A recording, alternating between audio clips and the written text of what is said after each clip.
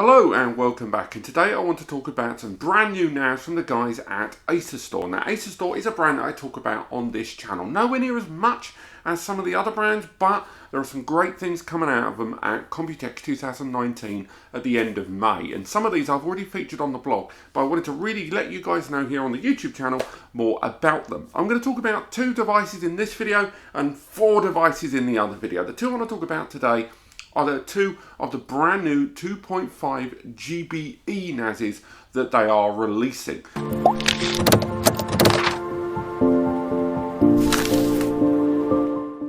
So these 2 devices are known as the Nimbustor series, Nimbustor 2 and the Nimbustor 4. These 2 devices do have a technical name, and again that is the AS5202T and the AS5304T. So you can see why they kind of went for the Nimbustor name.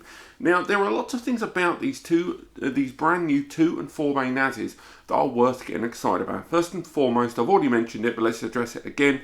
2.5Gbe. These NASs arrive with 2 ports on the rear, no 1Gbe LAN. They've completely scrapped it and replaced it with 2.5 Gigabit Ethernet on individual ports. That means you can link aggregate them together up to 5 Gigabit Ethernet connectivity with this device. Now, because they're using copper, it means that you can also use RJ45 connections for your 1Gbe as well. But what's more interesting is if you have a 10 Gigabit Ethernet port on your PC or Mac, or if you have a 10Gbe switch, or you're going to be using that brand new QNAP adapter that's coming out that connects USB to 5 Gigabit Ethernet connectivity, you can then connect with this device over those higher speeds that 2.5Gbe and link aggregated 5Gbe can give you. Don't get me wrong, if you are connecting via a slower speed connection such as 1 Gigabit Ethernet, you can only get the maximum of that speed. But if you're using a 10 Gigabit switch or one of those switches that's got like 8 1Gbe ports and 1 10Gbe port, this means that 1 10Gbe port can be connected to the NAS, and everyone that's connected via 1Gbe will get a much more fluid, filled out connection of 1Gbe rather than getting as good as they could in that 1 Gigabit Ethernet connection. Now, they are the first NAS brand out there to do this, okay?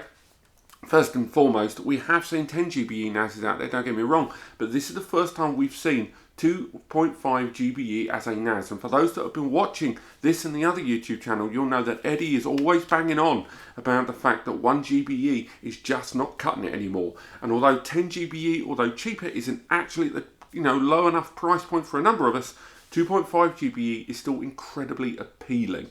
And although I don't think we're going to be seeing 2.5Gbe on lots of day-to-day devices, I do think this will help it communicate when people make that jump to 10Gbe in more commercially available devices. But that is not the only reason why the Nimbustor 2 and 4 are interesting NAS. The fact is, they are using HDMI 2.0A, which is great for 4K, but I can already hear a number of you saying, well, that's going to be no good without the right CPU. Get ready. It is the J4105. That CPU that QNAP have used a few times, they have got their hands on it in these devices. This is a good CPU. It's a quad-core 1.5 gigahertz chip that can be burst up to 2.5. It is a powerful and very proficient CPU. It's got embedded graphics. It can be used in Plex to perform extraordinarily well. CPU benchmark rated it at 2646, much higher than a number of CPUs out there, and it does kind of rock the boat as far as the overall dominance of that J3455 that we've been seeing in pretty much every NAS for the last 18 months.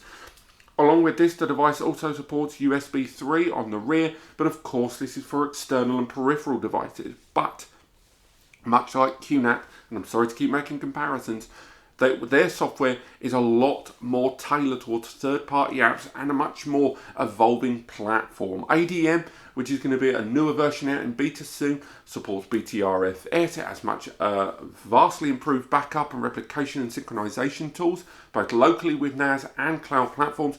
And on top of that, the support for third-party applications cannot be understated.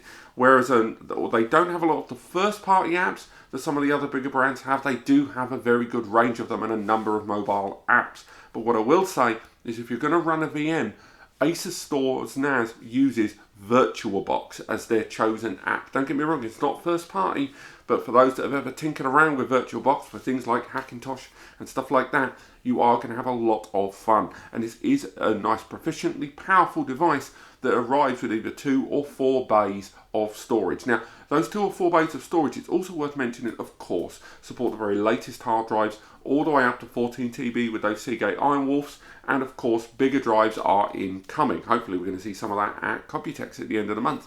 But this is a lovely series of devices that we're going to be seeing at Computex. I can't wait to get my hands on this and find out more about these 2 NASs.